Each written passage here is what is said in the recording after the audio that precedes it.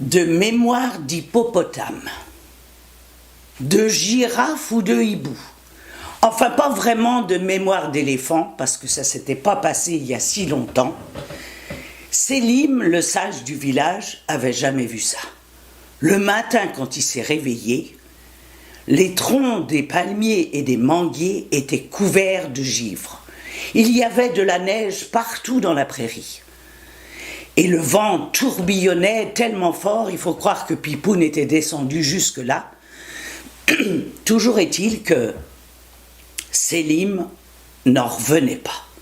La neige avait envahi le désert et le village de Kana Makane. Et bien sûr, c'était difficile, surtout pour Mounir. Mounir, c'était le pêcheur du village. Et tous les matins, il partait avec ses filets et il allait récolter les poissons qu'il pouvait vendre au marché après la prière du vendredi. En vendant ses poissons, ça lui permettait de récolter des œufs, de la farine et des fois du miel aussi pour nourrir sa famille. Et les réserves commençaient déjà à diminuer et surtout, ça faisait déjà plusieurs jours que Mounir ne pouvait plus lancer les filets sur le lac. La faim commençait à se sentir. Évidemment, tout le monde avait froid et personne ne pouvait plus rien faire. Alors Mounir, le pêcheur, il est allé voir Sélim, le vieux sage, et il lui a dit « Maintenant, je ne peux pas rester comme ça. Il me reste juste un peu de lait de chamelle pour mes enfants, encore un tout petit peu de miel, mais bientôt ils vont mourir de faim si je n'arrive pas à trouver une solution. Alors je vais partir à la ville et là je vais me faire gardien de jardin public, ou bien cireur de chaussures, ou bien crieur, ou bien peut-être raconteur. En tout cas, je vais essayer de nourrir mes enfants. » Et Sélim a souri. Et le sourire du vieux sage dans le village, ça vaut tous les discours. Il lui a dit « D'accord, mais il faut que tu me donnes des nouvelles. Et je vais te donner les 2 colombes qui vont t'accompagner. Kalila, si c'est une bonne nouvelle et si tout va bien, et Dimna, si jamais tu as un problème. » Et le voilà parti. Et la neige continuait à tourbillonner dans le village. Et il a marché pendant 3 jours et 3 nuits. Il était épuisé. Il faut dire qu'il n'avait pas mangé déjà depuis un certain temps. Quand il est arrivé à la ville, c'était terrible. C'était encore pire que dans son village. Parce que là, tous les gens s'étaient calfeutrés chez eux. Il n'y avait plus personne qui bougeait, un véritable silence comme Pipoun l'aime tellement. Et finalement, notre ami, il a marché, il a traversé toute la grande ville et il s'est assis au bord d'une maison, une belle maison cossue et la fenêtre était ouverte. Il s'est allongé là.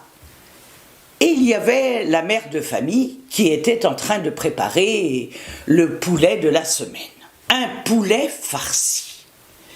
Et on commençait déjà, à travers la fenêtre, à sentir l'odeur de ce poulet farci. On en sentait l'odeur des oignons caramélisés, un peu de cumin et tous ces délices, ces épices. Oh, il y avait une once de cannelle qui était mélangée avec le miel. Et notre Mounir, il a commencé à humer ces odeurs et tout d'un coup, il s'est senti comme regaillardi. Il était de bonne humeur, comme s'il avait pratiquement avalé le poulet. Et les deux colombes, qu'il gardait très précieusement tout près de son cœur, ont commencé à roucouler. Mais la mère de famille, qui était une véritable harpie connue dans toute la ville, est sortie dehors et lui a dit « Mais qu'est-ce que tu fais là? Voleur! Voleur !» Et l'autre, Mounir, il était complètement éberlué. Il dit « Mais je n'ai rien volé. »« Mais oui, tu as volé l'odeur de mon poulet. Est-ce que ce poulet, il t'appartient? » « Non. »« Est-ce que tu l'as senti? » »« Oui. »« Alors, tu as volé l'odeur de mon poulet. » « Eh bien, je vais m'en remettre au cadi, au juge. » Alors, Mounir, il était particulièrement hébété. Mais comment ça, j'ai volé l'odeur de son poulet? Mais c'est pas possible. Mais qu'est-ce que je vais faire? Alors, il a pris Kimna, la colombe, et il l'a envoyée jusqu'au village. Quand Sélim a vu arriver Kimna, il a su qu'il se passait quelque chose de très très grave. Alors il a enfilé ses sandales magiques et puis il est parti avec la gazelle, la tortue, il y avait tous les animaux du village qui l'ont accompagné et le temps de le dire, il était rendu à la ville. Il faut vous dire que tous les voisins s'étaient attroupés autour de cette femme qui racontait n'importe quoi. Mais enfin, comment est-ce qu'on pouvait voler l'odeur d'un poulet? On n'avait jamais entendu ça. C'était complètement absurde. Seulement, la vieille femme est allée jusque chez le juge, le cadi. Et le juge, il faut vous dire qu'il était embêté. Mais qu'est-ce que c'était que cette affaire-là? Et quand Sélim est arrivé, bon, il faut vous dire qu'il y avait tous les enfants qui le suivaient et qui couraient après lui parce que c'était un drôle d'équipage. On avait ce vieux sage avec les colombes, la gazelle, la tortue, tous les animaux du village qui sont arrivés jusqu'au tribunal. Un grand silence s'est fait. On n'avait jamais vu un équipage pareil. Et la vieille femme a continué à vociférer, hurler « Voleur, voleur, voleur! Il a volé l'odeur de mon poulet !» Bon, le juge était vraiment embêté. Il ne savait pas quoi faire. Mais comment est-ce qu'il allait pouvoir juger cette affaire? Alors Sélim, très doucement, il s'est approché du juge. D'abord de la vieille femme et ensuite du juge. Et à la vieille femme, il lui a dit « Alors, ton odeur de poulet, à combien tu l'estimes ?» Et la vieille femme, elle l'a regardé, elle lui a dit « À 10 pièces d'or, pas une de moins. » Tout le monde était ébahi. Surtout Mounir, qui n'avait jamais possédé une seule pièce d'or. Et vous vous imaginez, en ce temps-là, 10 pièces d'or, c'était 1 an de salaire. Le juge a froncé les sourcils, Sélim s'est approché de lui et lui a dit « Monsieur le juge, est-ce que vous voulez me prêter 10 pièces d'or ?» Bon, le juge, il a trouvé que quand même Sélim, il était un peu effronté. Comment ça, qu'il fallait qu'il lui donne 10 pièces d'or? Mais bon, mon gré malgré, il savait toujours pas comment juger cette affaire, qui faisait pas vraiment d'allure, alors il a pris les 10 pièces d'or, il lui a donné les 10 pièces d'or. Et Sélim a attrapé les 10 pièces d'or et les a lancées dans les airs. Et quand elles sont tombées, on les a entendues tintinabuler sur le marbre. Et à ce moment-là, eh bien Sélim a regardé la femme et lui a dit « Est-ce que tu as entendu les 10 pièces d'or? Es-tu sûr? Est-ce que tu les as bien comptées? 1, 2, 3, 4, 5, 6, 7, 8, 9, 10. » La vieille femme l'a regardé et elle était un peu surprise. Elle dit « Oui, je les ai bien entendus. Alors, te voilà remboursé. » Évidemment, le juge, il a trouvé que c'était une bonne idée. Le son des 10 pièces d'or valait bien l'odeur du poulet farci qu'elle avait préparé. Et la rumeur s'est répandue jusqu'au village de Kamanakane. Et là, à ce moment-là, le soleil est sorti. Évidemment, il a dégivré tous les palmiers et les manguiers du village. Et Selim est rentré avec Mounir qui a pu recommencer à jeter les filets dans le lac et à récolter ses poissons.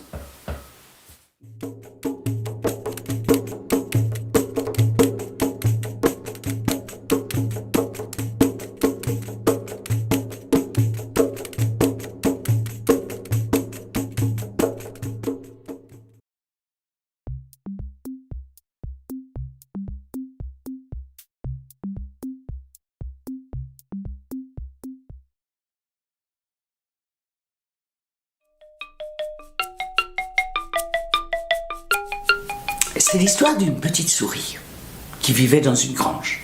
Mais cette souris, elle n'était pas ordinaire, c'était une maman souris. Elle avait plein de petits sourissons. On va voir si vous savez compter pour savoir combien elle avait de petits sourissons.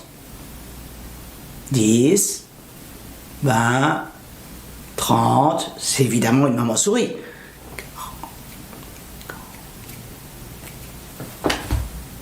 Combien elle avait de petits sourissons? 90? 120? Non, vous ne savez pas compter. Je recommence.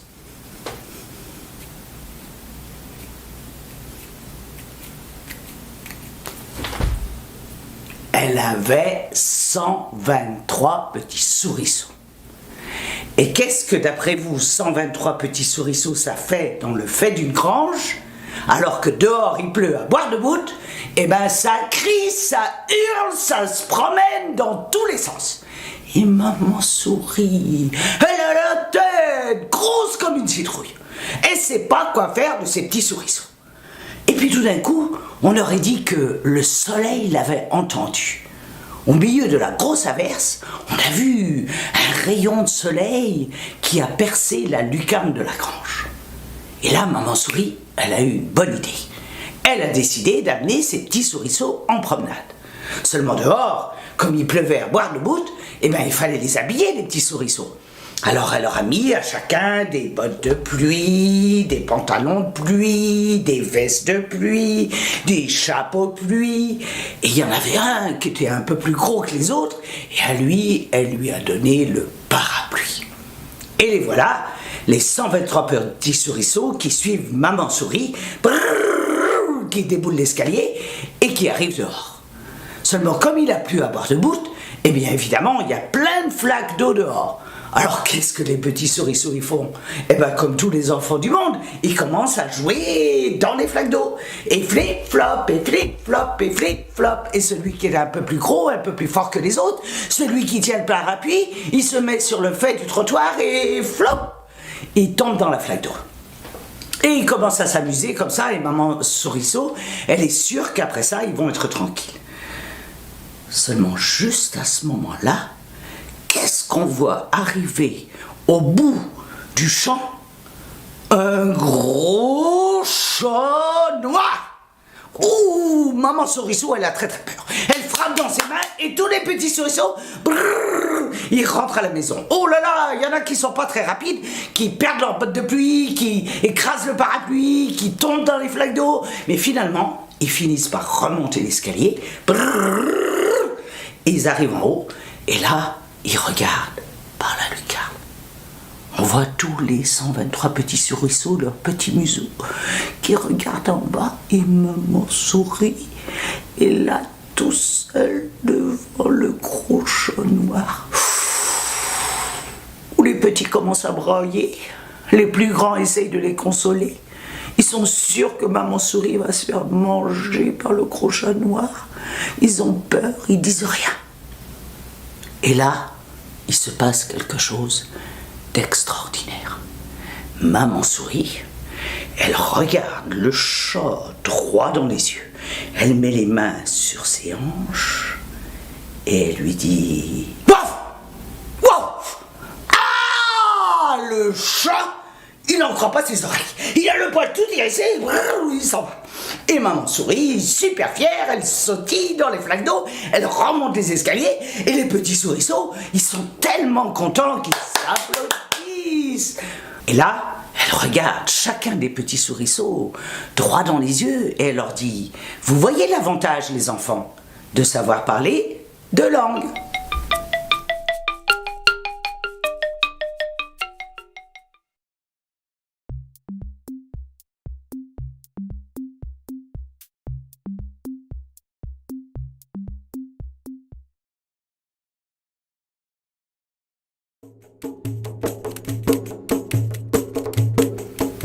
Dans l'ancienne cité de Bagdad vivait un marchand qui s'appelait Abou Qassem.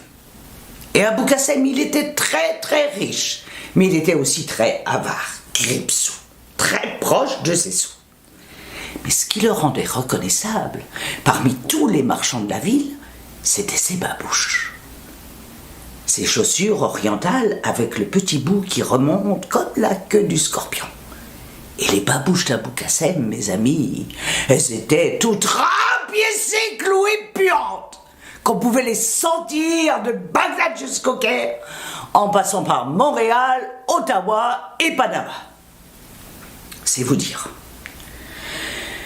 Notre ami, il était parti au souk, au marché, et pour presque rien, il avait acheté des centaines de petites fioles qu'il allait remplir d'eau de rose et revendre aux belles femmes de Bagdad. 10 fois le prix, marchand oblige. N'importe quel marchand, avec une affaire pareille, aurait fait la fête avec ses amis. Mais lui, juste de penser aux moffettes, et déjà, il était en colère.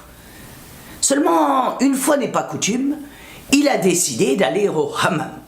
Il faut vous dire qu'il n'y avait pas juste les babouches qui sentaient, mais le bonhomme avec. Et le voilà parti au hammam, ce bain turc que les gens utilisent dans la ville tous les jours. Il rentre dans le vestiaire, il dépose ses infâmes babouches dans un coin du vestiaire et il rentre dans le hammam. Et là, mes amis, il se fait frotter, masser, raser, parfumer. Il sort de là comme un sou neuf. Quand il retourne dans le vestiaire pour récupérer ses babouches, il regarde partout et ses babouches ont disparu. Mais à la place, il y a là des babouches en cuir rouge brodées au fil d'or. Notre Abou Qassem, il est sûr qu'un de ses amis lui a fait un cadeau. Il enfile les babouches et il rentre à la maison pour remplir ses petites fioles d'eau de rose. Seulement, juste après lui, qui arrive dans le vestiaire? Le cadi, le juge. Il regarde partout.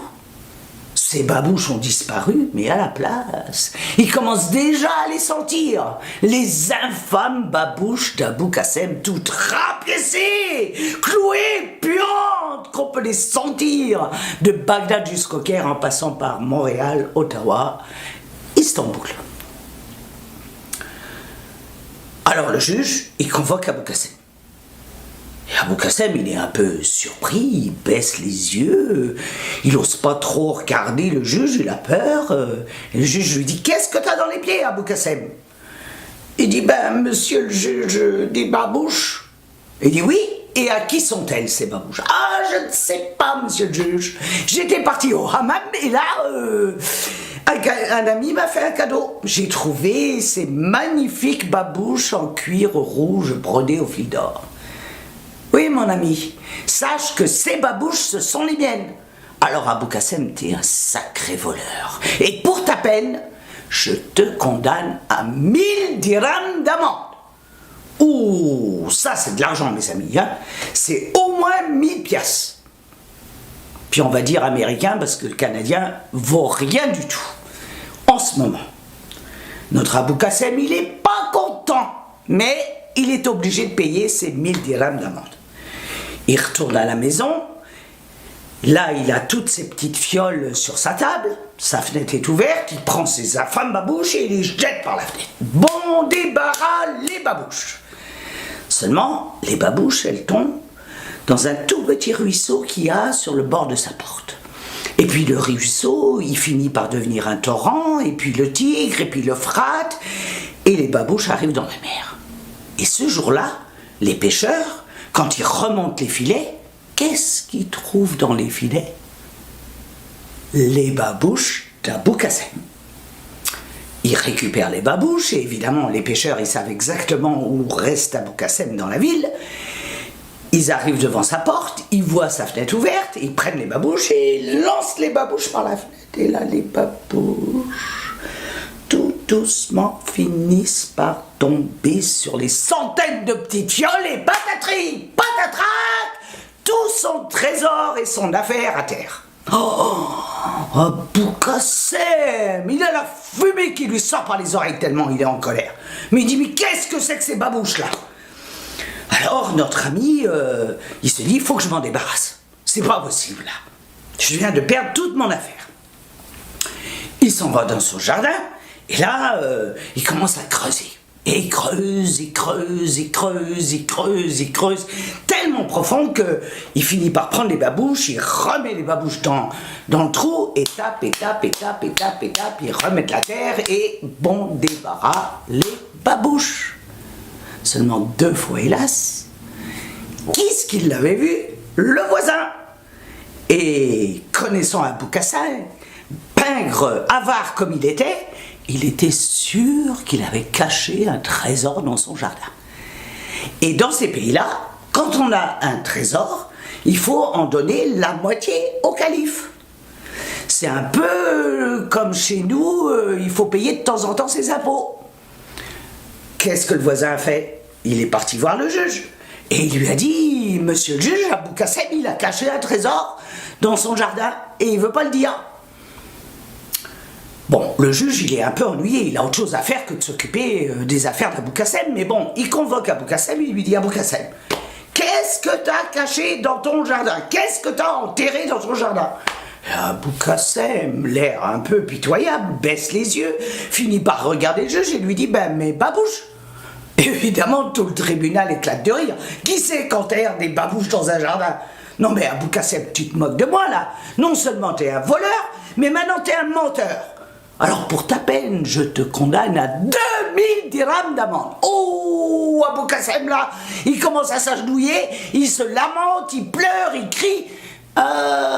Mais il est obligé de payer son amende. Évidemment, quand il rentre à la maison, il se peut plus là. C'est terrible, terrible, terrible comment il est en colère. Il se dit, là, il faut vraiment que je me débarrasse de ces babouches. Alors qu'est-ce qu'il fait? Il prend ses babouches, il traverse la ville de Bagdad, il sort de la ville, il commence à rentrer dans le désert, il arrive devant un oasis, là il y a un tout petit oued, un petit trou d'eau, et cette fois-ci, il fait bien attention. Il regarde devant, derrière, à gauche, à droite, personne ne le voit, il prend les babouches, les jette dans l'oued. Seulement 3 fois, hélas, cet oued finit par conduire aux égouts de la ville de Bagdad. Et les babouches, elles circulent et elles finissent par boucher les égouts de la ville. Parole de conteuse, qui n'est pas une menteuse, on a eu la première inondation de Bagdad. Quand les ingénieurs sont arrivés pour trouver qu'est-ce qui avait causé cette inondation, qu'est-ce qu'ils trouvent? Bien sûr, les infâmes babouches d'Abou Kassem, toutes dégoulinantes de boue, rapiécées, clouées, puantes, qu'on pouvait les sentir de Bagdad jusqu'au Caire en passant par Montréal, Ottawa, Panama, Istanbul et Paris. Qu'est-ce que font les ingénieurs? Ils vont voir le juge.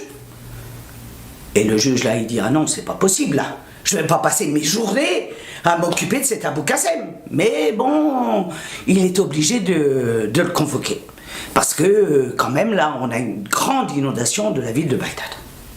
Convoque Abou Kassem, il lui dit, Abou Kassem, non seulement t'es un voleur, mais en plus t'es un menteur, mais maintenant t'es un pollueur. Alors, pour ta peine, Abou Kassem, je te condamne à 10 000 dirhams d'amende. Ah, cette fois-ci, Abou Kassem, il s'évanouit. Non, mais c'est pas possible, vous vous rendez compte? 10 000 piastres américains à part de ça pour des infâmes babouches? Ah, Abou Qassem, il se peut plus. Bon, il finit par payer son amende parce qu'il n'a pas le choix. Et il rentre à la maison. Et là, il réfléchit, il pense, il se dit, mais comment je vais me débarrasser de ces babouches de malheur? Puis, tout d'un coup, il a un éclair de génie. Il se dit, la meilleure façon de m'en débarrasser, c'est de les brûler. Je ne sais pas ce que vous en pensez, mais moi, je suis sûr que si elles sont brûlées, pouf, elles vont disparaître. Alors notre Abou Qassem, évidemment, toutes les babouches qui sortaient des égouts, elles sont toutes dégoulinantes de boue. Alors ce qu'il fait, il s'en va sur sa terrasse, il suspend ses babouches sur le fil, et puis il est en train d'attiser le feu. Et là, il souffle, il souffle. Et pendant ce temps-là, sur la terrasse, il y a un petit chien qui passe et qui voit des petites gouttes qui descendent des babouches d'Abou Qassem. Et là, il commence à s'amuser avec les petites gouttes et il s'amuse tellement bien qu'il y a une babouche qui passe en travers de la terrasse, qui tombe de la terrasse et qui arrive sur la tête d'une vieille femme qui a peur, qui fait une crise cardiaque et qu'on est mal. Oh! Quand les héritiers sont arrivés pour voir qu'est-ce qu'avait tué la grand-mère, qu'est-ce qu'ils ont trouvé? Les babouches d'Abou Qassem. Alors, les héritiers sont retournés voir le juge, et là, le juge, il est désespéré, quoi. Il ne sait plus quoi faire. Il dit, non mais vraiment, qu'est-ce que c'est que cet Abou Qassem? Pour la 4e fois, il convoque, et lui dit, non mais vraiment, Abou Qassem, tu te moques de moi. Non seulement, t'es un voleur, mais encore un menteur, mais aussi un pollueur, mais maintenant t'es un tueur. Alors, pour ta peine, Abou Qassem, je prends tous tes biens, tes bijoux, tes terres, tes maisons, tes femmes, parce qu'à l'époque, ils en avaient plusieurs. Tout, tout, tout. Et notre Abou Qassem, il regarde le juge et il éclate de rire. Il éclate de rire, il se peut plus de rire. Il se roule à terre de rire. Le juge, il le regarde et lui dit, non mais vraiment, c'est Abou Qassem, il est devenu complètement fou. Mais enfin, Abou Qassem, qu'est-ce que tu trouves ça, comment tu trouves ça drôle là? C'est pas possible. Et Abou Qassem, il regarde le juge, il dit, monsieur le juge, cadi suprême, autrefois très riche, mais aujourd'hui, je suis très très pauvre, vous m'avez tout pris. Mais aujourd'hui, je suis libre. Et on a vu Abou Qassem sortir du tribunal avec le vent qui ébouriffait ses cheveux, le soleil de Bagdad plein les yeux et les pieds nus.